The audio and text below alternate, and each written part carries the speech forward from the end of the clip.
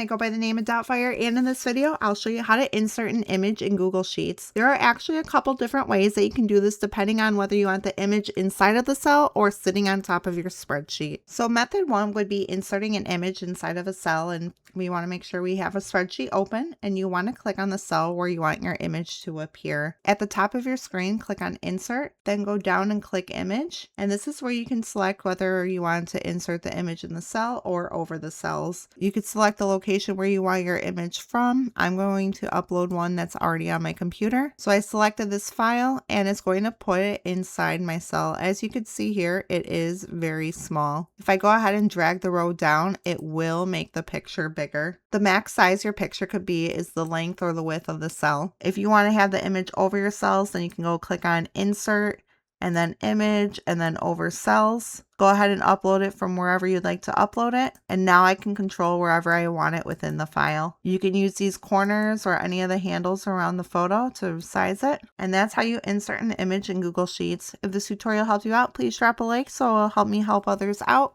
Have a good one.